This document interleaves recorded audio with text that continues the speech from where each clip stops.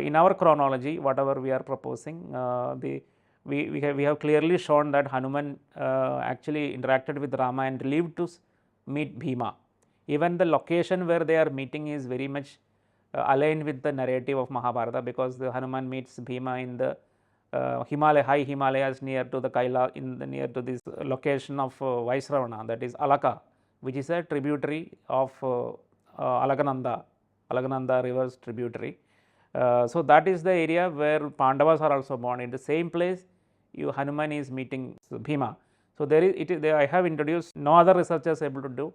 I was able to provide historicity to that account, like Hanuman, after having the Rama Ravana war, he became a tapasvi and lived in Himalayas, and in that like same time period he could meet Bhima. So that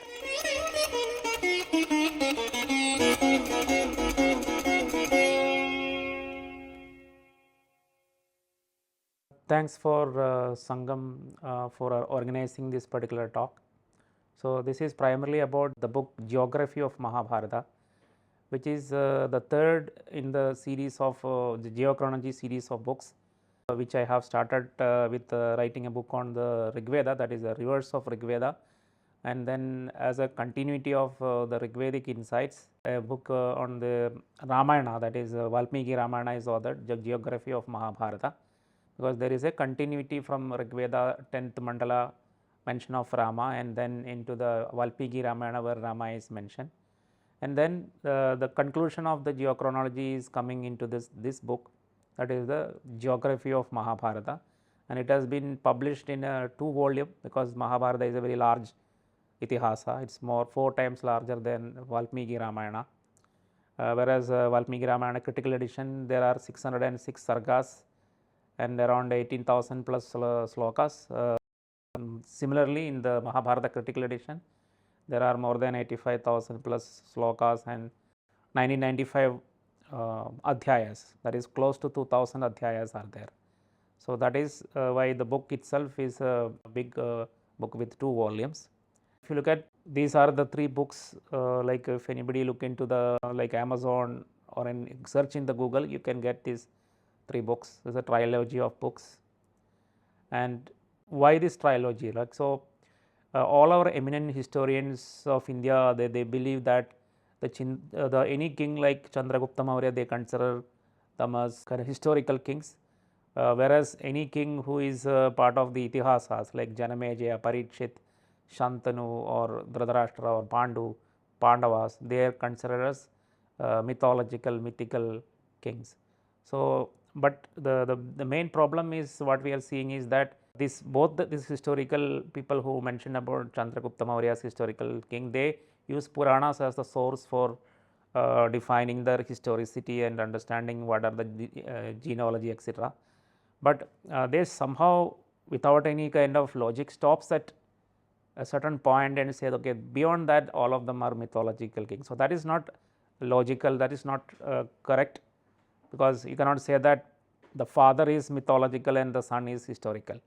So current whatever mainstream history is something like that, where you render grandfather and great grandfather of a particular historical king as mythological. So that is what I have, this particular problem is what I address in the geochronology.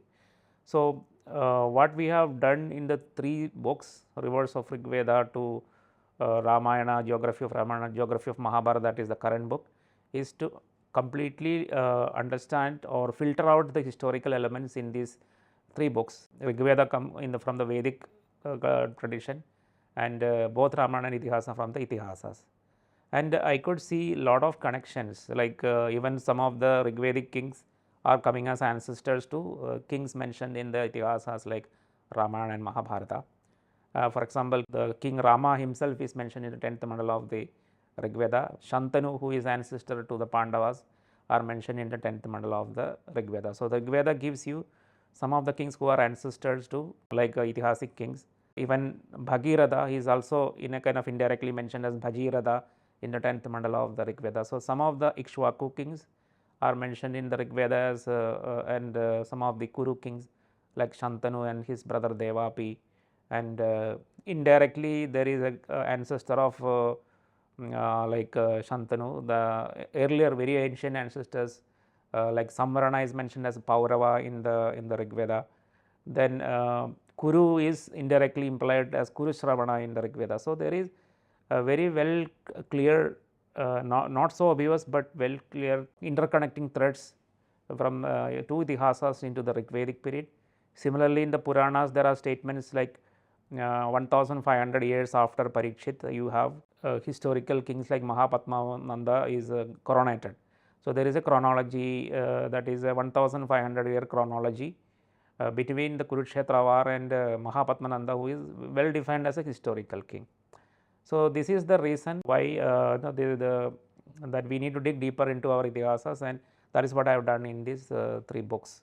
If the kind of final conclusion of the book is that now primarily you can see many of kings, like starting from Bharata, who is King Bharata is mentioned as an ancient king even in the earliest part of the Rig Veda, like 6th mandala is the earliest Rig Veda, Rigvedic mandala. From even there the king Bharata is mentioned as an ancient king, and one of his descendant like Bharata, after that this Devavata, Srinjaya and then Divodasa, they are mentioned as contemporary in the 6th mandala. So from that onwards the chronology is captured in the Rig Veda, and then after Divodasa there are kings like Pradardhana and Sudas, and then Suda's enemy Samvarana, who is mentioned as Paurava in the Dasharajana battle, and that Samvarana's descendant Kuru, who lived after 2000 years after Samvarana, is indirectly implied in the late Rigvedic period as Kurushravana. And then later on the other kings like Pradibha, Shantanu and Devabi, in that Shantanu and Devabi mentioned directly in the Rigveda. And after that, a few generations after that, like Vichitravirya and Dhritarashtra is mentioned in the Yajurveda. So the last Kuru kings mentioned in Yajurveda is Dhritarashtra and Vichitravirya and Dhritarashtra. And after that you have Pandu, Pandu is the brother of Dhritarashtra, and their king children Kauravas and Pandavas in the Mahabharata there. And Mahabharata ends with the grandfather, grandsons, great grandsons of Janamejaya. So for example, after Parikshit, that is a grandson of Arjuna, like Arjuna's son Abhimanyu, Abhimanyu's son Parikshit, Parikshit's son Janamejaya, Janamejay's son Shatanega, and Shatanega's son Ashwamedha. Up to that point you get in the Mahabharata. So Mahabharata period is little bit covering the later period after Shantanu up to Ashwamedha. And similarly in the Vedic corpus, if you look, Atharva Veda mentioned Parikshit as a contemporary king.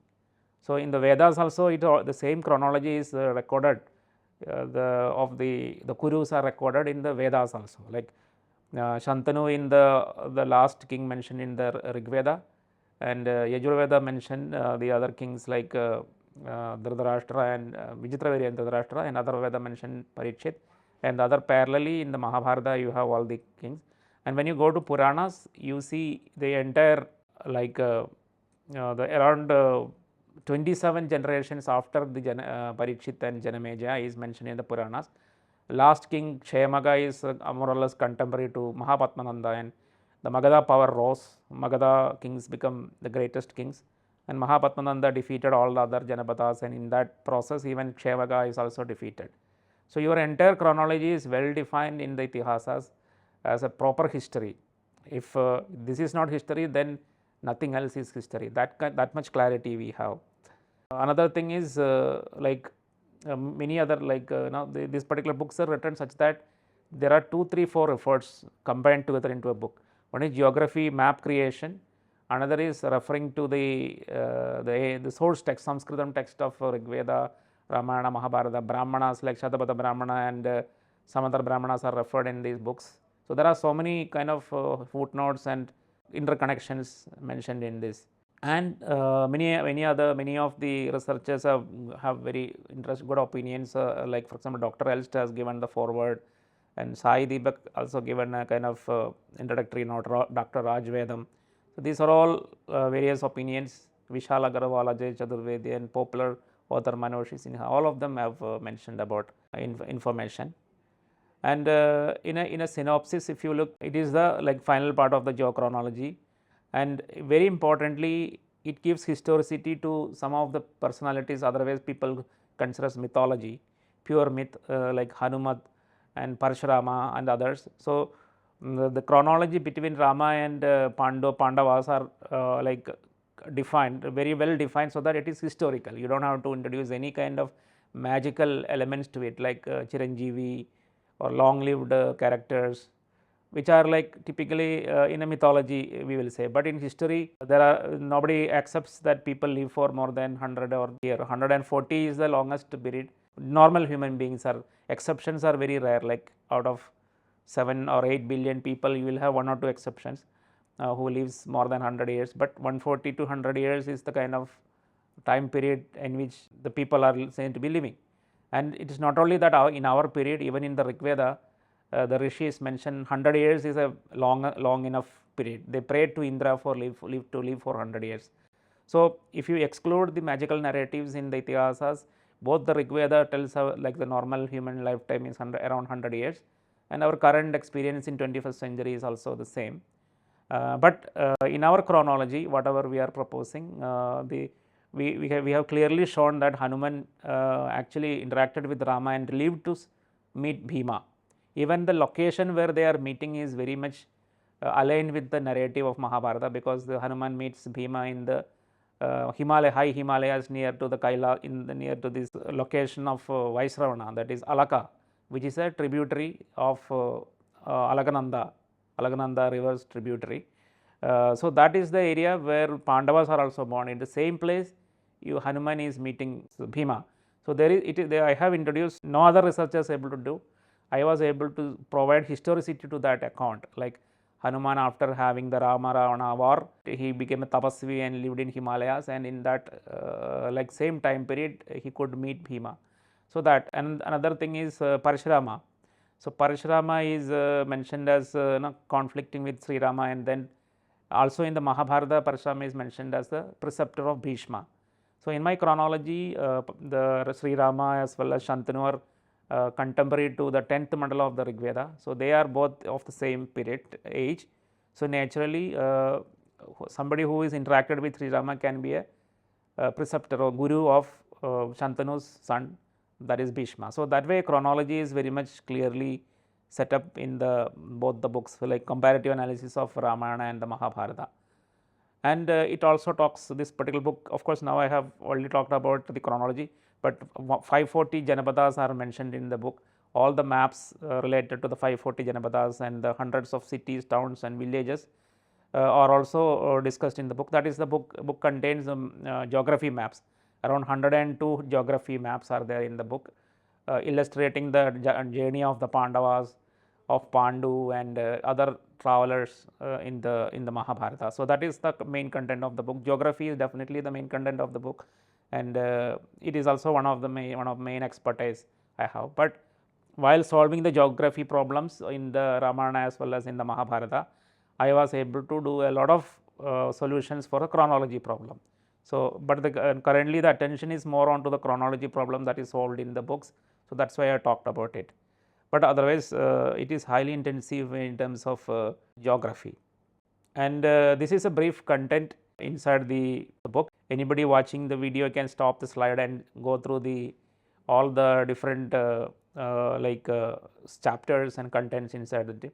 Basically it is like geography starts from the Digvijaya of Pandu. Of course, I have analyzed the geography during the period of Janamejaya, when the Sarpasatra is happening. And then the geography slowly moved to the lifetime, the childhood age of the childhood lifetime of the Pandavas, Shatashranga mountain on the Himalayas, and then Panchala invasion, that is Drona asked Pandavas and Kauravas to go to Panchala and annex the territory of Drupada. You all of you may be knowing about the story.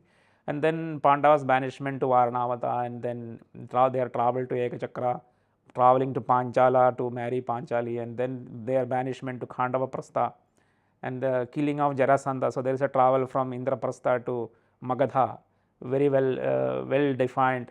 Then Arjuna's exile and pilgrimage around, so he marries Ulupi, Chitrangada. So their location, exact location on a map of India.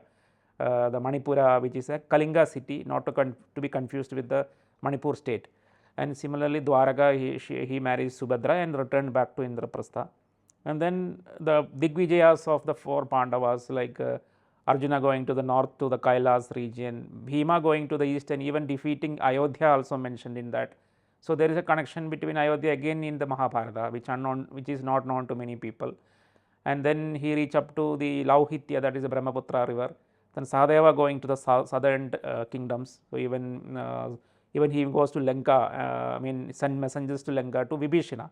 So again another information that Vibhishana survived during the Pandava period, and that is also because the chronology is very close to each other, Rama's chronology and Pandava. So otherwise it is not possible, like if there are a gap of thousands of years, this possibility is not there, like meeting Vibhishana is not there. The Sahadeva's interaction with Vibhishana never happens.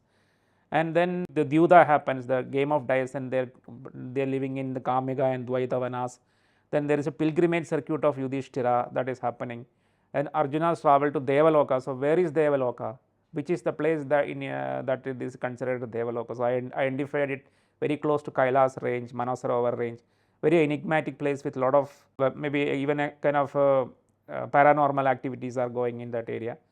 And then the Pandavas travel to Virata Nagari for the incognito, and then peace mission, Krishna's peace mission from Upaplavya to Hastinapura, that entire route map, Balrama's pilgrimage along Saraswati, and then travels of Arjuna for Ashwamedha, and then there is a final travel of the Pandavas in the Swargarahana. For that Mahaprasthana, that is one circuit of Bharata, and then going to the Himalayas, again to the Kailas Manasarovar range, which is also mentioned as Swarga basically. That entire area is called as Vishtava, that is the elevated territory is also called Swarga. And the other so many other travels in the Shanti Parva etc. is mentioned. So any Itihasa we have three kind of components, that is magical narratives and factual data and philosophical information. So the magical narratives are primarily used so that the text, because in the oral tradition you need some attraction, otherwise people will not care about it. If just the Mahabharata or Ramayana is narrated without any magical narrative, within few centuries it will die out.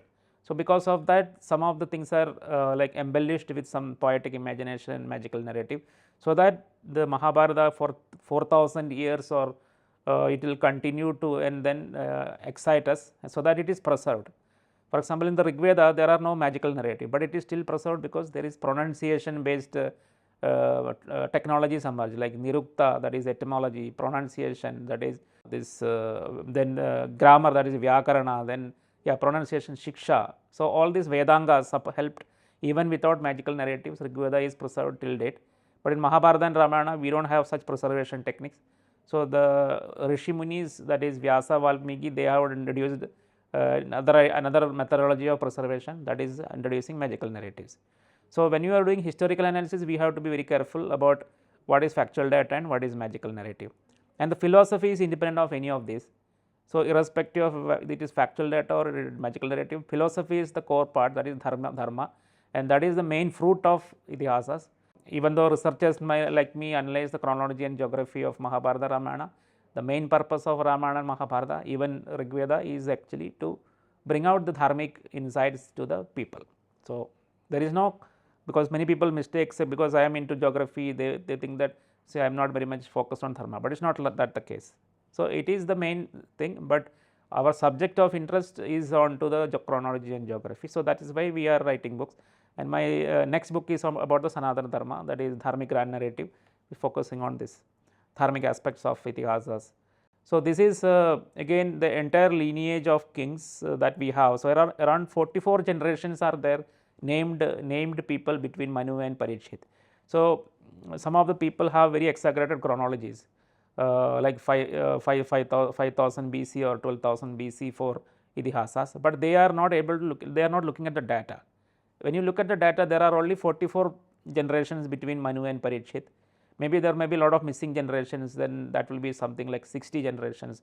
But beyond that we can't add, because we don't have data. So we have to look at the data before you decide you propagate or promulgate some chronology, because once you have this 12,000 BC or 5000 BC kind of dates, but there is no data to substantiate that. That is a kind of problem that can come up.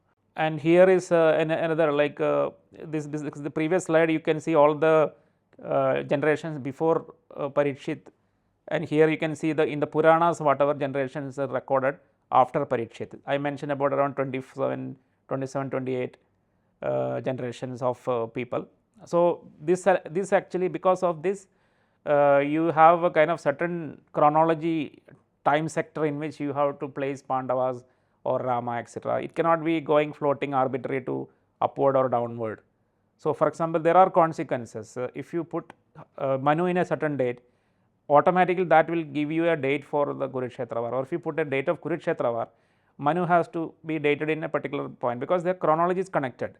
And wherever is Kurukshetra war, only a limited amount of generation towards Mahapadmananda.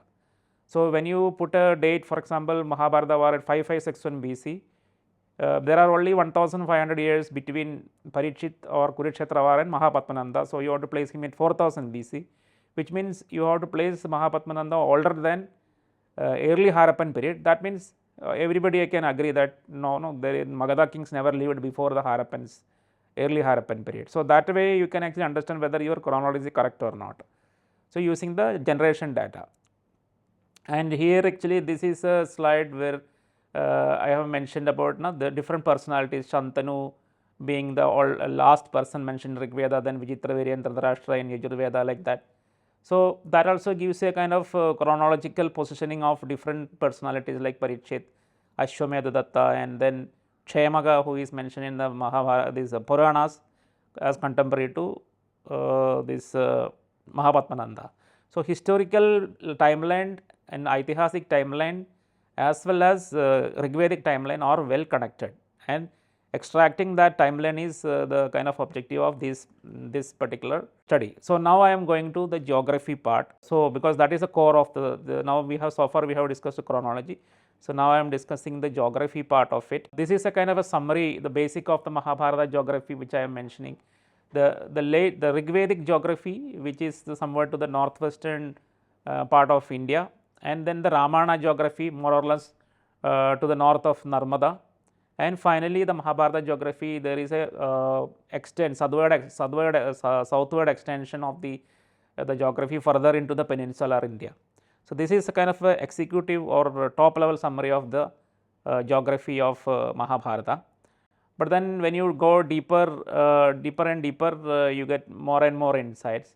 And this is one slide. Of course, this was also the subject of my talk yesterday on the in Archaeological Survey of India for UNESCO. The consensus in the archaeology as well as in the archaeoastronomy related to dating of the Kurukshetra war to 1793 BC or 1700 to 1800 BC range of this is called as Dyaus-Dhara consensus. The astronomy, and Dhara represents the archaeology. Dyaus is sky, Dhara is earth, like that. So, there you can see all the dates of different researchers, and some dates like Dr. Ashok Bhatnagar date correctly aligning with the archaeology based date OCP Copper Hoard date proposed by Dr. Sanjay Manjul. So, first time in the history of India, we have two disciplines agreeing on a date of Kurukshetra war, which is between 1700 to 1800 BC, that is we call it as Dyaus-Dhara consensus as well. Then I will summarize the geography part of it. So, this particular map, whatever you are seeing is the geography related to the period of Janamejaya. So, you have Takshashila where the Sarpasatra happened, Samanta Panchaka, that is another name of Kurukshetra, the Hastinapura and Naimisha forest where the Mahabharata is narrated by Sauti to Shaunaka. So, all this, and then certain Janapadas, these are like post Kurukshetra war Janapadas like Gandhara, Kekeya, Paushya, etc. Then Panchala, the Daumya's descendants were actually living as teachers during the Janamajaya's lifetime. All this, but these maps is something that there is a lot of information related to each map. You can even have a talk for each of this map. You can have a 1 hour, half an hour talk. So, that much intense and subject that is. So, I will, because this is a summary kind of a talk, I will go through the maps only in a kind of quick manner, and any kind of detailed discussions we can have in a subsequent sessions, etc. So, here you can see some of the geography related to Uparichara, Vasu, and the Chedi Janapada where Vasu was living, all these things. So, we are actually analyzing the geography chapter by chapter, Parva by Parva. So, So Adi Parva have all this narrative about Janamejaya, Uparichara, Vasu, and there are geography related to that. So those things are all initially discussed, and then there is a kind of connection between some Rigvedic battle, like Dasharachana battle is reflected in the Mahabharata. In the narrative about Samvarana, there is an ancestor king Samvarana who fled because of Panchala rule from Varaprithivya to Sindhu, to living in Sindhu. So westward fleeing of Samvarana. So that is this is also mentioned in the Rigveda's Dasharachana battle, but in the Mahabharata the same incidents are mentioned in the Adi Parva in the conflict between Samvarana and Panchalas. So that is another thing actually. And then the migration of kings from the Kurukshetra to Hastinapura. So what I mentioned is the King Kuru have a capital called Asandi inside the Kurukshetra, and then Pradipa migrated slightly to the eastwards into the Yamuna, that is a Varanavati, and then same name Varanavati is a city named after elephants, and same name repeated as Hastinapura in a later stage, that is Shantanu's Hastinapura in Ganga. So you have a migratory pattern like that. And now here actually you can see the Pandu Digvijaya, all the kingdoms related to the Pandu Digvijaya.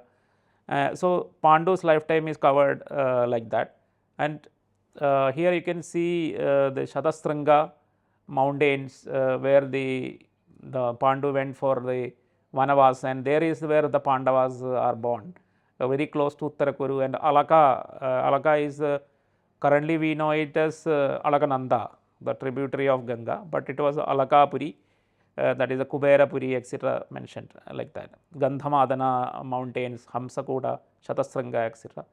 And here you can see how the Karna's journey, like childhood Karna living like in a kind of along the rivers in a cascade from Kunti Rashtra. Kunti is a Rashtra name. Kunti Rashtra to Charmanavadi, Yamuna, Ganga. So all that geography we are capturing. And here you can see the Pandava Janmasthan, that is birthplace of the Pandavas, very close to the this Badrinath. All the places related to Pandavas' birthplace like Shatasranga, Saugandhiga Lake, Hanuman's location, everything is mentioned. He was living very close to Badari. So that is why the Hanuman is very important in the Mahabharata. And here you can see the Pandavas and Kauravas coming and conquering Panchala. So there are two capital cities, Ahichatra and Kambilya, that you can see here. And here you can see the Pandavas traveling to Ekachakra after their banishment to Varanavati, and from there they escape the fire, and then slowly they might move. So there is Hidimba domains which are very close to Indraprasth. So that is where Bhima meets Hidimba, and finally they reach the Ekachakra. So all that locations you can see. Then there is the capital city, the Ekachakra, and Vetrakiya was the capital of the kingdom. So all that Baga's location, Ekachakra, everything is geographically analyzed and located. This is Pandavas traveling to Kampilya for marrying the Panchali. There are certain sub-narratives where the city, southern city called Potana is mentioned. That is Ashmaga Rashtram. So that is actually taken here. And here there is a lot of migrations, like how the Panchalas migrated from Varaprithivya or the Kurukshetra to live in Kurujangala region, which is captured in Ramayana, by the way. And during the Mahabharata period, they moved to the Panchala where they are located. So that inner migration. Here you can see the Dwarakapuri. So we have identified two Dwarakas. One is the Dwarka, which is Bet Dwaraka, which is actually an outpost of the real Dwaraka. So the real Dwaraka I have identified as Dholavira, which is close to the Saraswati river. So that kind of clarity that we have got, and this is the impact of Magadha. Magadha, the right hand side, the impact of Magadha onto the other kingdoms, and how this Yadavas fled to Dwaraka. This is a close up of the Dholavira, and the identification of the location of the Revataka mountain and Madhavi Tirtha on the Dholavira island, etc. And even the size of the city, Krishna mentioned the size of the city in terms of Yojana, matches with the inner city of the current Dholavira archaeological site. And here is the travel to Magadha, Arjuna, Krishna and Bhima traveling to Magadha to kill Jarasandha. And here the different the 5 mountains surrounding Girivaraja, that is in Bihar. Very clearly we have put a map of it. This is the Digvijaya of Arjuna, how he traveled to the northern side. It has multiple maps, how he has made a very strategically, how he has traveled to Trigarta, and Uttara Kuluda is another interesting place. We call it Kulu Manali.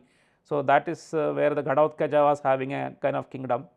Today we call it Kullu Manali, and anybody goes to this Manali, you can see the Hidimba temple and places related to Ghatotkach there. So Arjuna have went there and conquered that region, etc. And indirectly I infer that he gave that kingdom, that region to Ghatotkach to rule.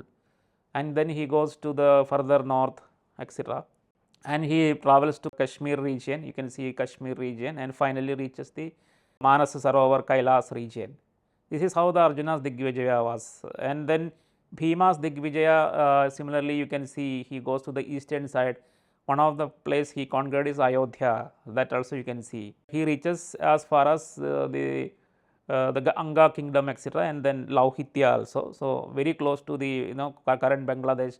The Lauhitya is the Brahmaputra river. So that up to that point Bhima is traveling. Similarly, you can this Arjuna's pilgrimage, like he goes to the meet Ulupi and then goes to Kalinga, where the Manipura is there. That Manipura, the princess Chitrangada is a Kalinga princess. And then he goes southern directions and then goes to Dwaraka. All this, and his return journey from Dwaraka by staying some time in Pushkara and then Pushkar Lake, then go to Indraprastha, like that. Here is the city of Indraprastha, that is currently mapped to the Purana Kila. More or less the sizes matches, and the Maya Sabha is somewhere to the east of the towards the Yamuna side, like that. And then you have many Maya going to Kailas region to get materials to collect the this Maya Sabha. So that's another interesting kind of topic. Then this Nagula Digvijaya to the western side. So he has conquered many places in Pakistan. That is what he has even crossed the kind of pass, right, the Khyber pass, and went beyond into Afghanistan and conquered some places in that region also. That's what our geography analysis. Then he very close to Dwaraka from the northern side, like that. And then similarly Sahadeva's Digvijaya, he going southwards to defeat Kundirashtra, etc. And he reaching this Brigugacha region. So of course the location of Lanka, maybe it may be surprising to many, but it is into the Narmada, mouth of Narmada. So it is exactly the same place where Sahadeva sent a messenger from Baroch, that is in Gujarat, Baroch to Lanka. So in the Sahadeva Digvijaya actually corroborates our study of the geography Ramayana, where the Lanka location very close to Brigukacha, that is Baroch, because same place from where Sahadeva sent messenger to Vibhishana. So that clarity that we get. And there are so many other places mentioned in the Sahadeva Digvijaya, where it is even Kerala, Pandichola, Karnataka, everything is mentioned in that. So that we can see here. This is like the Pandavas going to Kamyavana and Dvaitavana. From Indraprastha they went to Pramana Koti, and from there they went westwards to Kamika Dvaitavana in the Saraswati river. So there is similar kind of migrations, like you can see the different travels. The Arjuna's travel to the Kailas, this Gandhamadana and Kailasa for getting weapons. So those Indraloka, that is another thing. Here actually this is the geography of Nala Damayanti kind of episode. So you can see some of the, even Dandakaranya is indirectly mentioned in Nala Damayanti story, Chedirashtra is mentioned, etc. So that the geography of Nala Damayanti also is there in the book, like that. And this is the pilgrimage of the Yudhishthira during the Vanavasa. That is the all India pilgrimage of Yudhishthira. So he goes to various places. Even he also travels similar to Arjuna into north, first to the eastern side, then the western shore, etc. And then returns to Dwaraka along with the Godavari river, meet Krishna there, and then like that he moves. So that entire travel narrative of the Yudhishthira and other Pandavas, that is shown here. Finally they joins with this Arjuna in the Kailas region. So that entire narrative. And again, this is the place where the Hanuman and Bhima meeting near to Shadashringa. So, Hanuman is again and again coming back in the Mahabharata. So, as a real historical person. So, then their return journey to Badrinath, and then finally they go back, etc. There was an attack on Bhima by a python. So, those things all we have located the location of that particular the place where the Bhima saw the snake. All these things we have very clearly shown in the book, and the very clear geography of Dvaita, Kamya Vanas, etc. is there. Then during the Jayadratha's abduction of Draupadi, so that map also we have identified. And this is a Ramayana narrative inside the Mahabharata. So, the entire Ramayana geography inside the Mahabharata is also very clearly mapped in the Mahabharata book. So, it is like Ramayana within Mahabharata actually. So, that kind of thing. So, you can see Markandeya Asrama and Dvaita Kamya quite often you can see. And here you can see the kind of for battle during the Kurukshetra war battle, how the different kingdoms aligned. So, the kingdom on the side of Pandavas and Kauravas, all this we are clearly showing actually. Here actually the Trigarta battle, the battle of Trigarta, means Trigartas and Kurus jointly come and battle with the Matsyas. So, that entire route map we are showing. So, this is completely intensity in geography intensive. This is the Krishna's mission to this Indraprastha, etc. That again, and this is the layout of all the different the Sena Vinyasa, that is in the Kurukshetra war, where are the places where the troops are arranged. These are the 4 cities, Kushasthalam, Mrugasthalam, Asandi, Varanavati, and anything for the 5th. This is what the Pandavas asked from the Kauravas to avoid the battle. Just 4 cities, 4 villages. This is the Krishna's peace mission. So, Upaplavya to Hastinapura. He have a stop at Virgasthala also. So, that entire route map of Krishna's travel from Upaplavya to Hastinapura is mentioned. Similar kind of, and this is the Sanjaya's map of the world mentioned in the Mahabharata. So, complete map of the world, the different places into the north of India up to Siberia. Siberia is mentioned as Airavata Varsha, etc. And then the Pamir knot is mentioned by Sanjaya, and related to that the 4 places related to that. And then the place called Arata, very clearly the Sumerian text also Arata is mentioned, but in Mahabharata very clearly it is showing us the Punjab region. Arata region is shown as Punjab region actually. And there is this Dwaraka and Prabhas region, etc. very clearly. This is part of the Balrama's pilgrimage narrative. So, how we travel along Saraswati, starting with Dwaraka and then mouth of Saraswati and then reaching Kurukshetra. So, all the places mentioned in the Balrama's pilgrimage we are noting and showing in the maps. So, what the crux of the matter is that the book contains every travel narrative mentioned in the Mahabharata, including the Shanti Parva. So, some of these narrations are in Shanti Parva, and then these are the places which are mentioned in Ashwamedha of Arjuna. That also last stages, like the last part of the Mahabharata, and all this is the kind of after Krishna's Dwaraka Samvarjans, how the Arjuna took the ladies from Dwaraka to Kurukshetra. There you can get star there, Panchanada, where the Abhiras attacked and took the ladies, the Yadava ladies. This is the final journey of the Pandavas throughout a circuit, again a circuit around the earth, around India, and then finally they go to this Kailas Manasarovar region.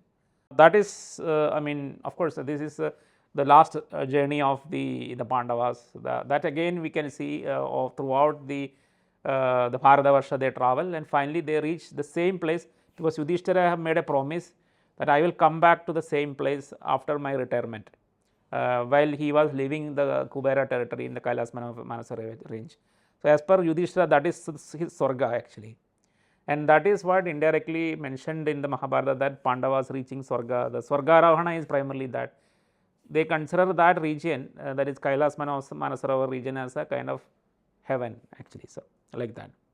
So, we can now see that the entire the geography, of course the sacred geography, as well as the chronology is well aligned, and we have completely done the analysis of the geography as well as the chronology of the Mahabharata and put it into a book for the readers to understand, read, and then they can recollect or add into it all these things we can do. With that, I am ending my presentation. Thank you.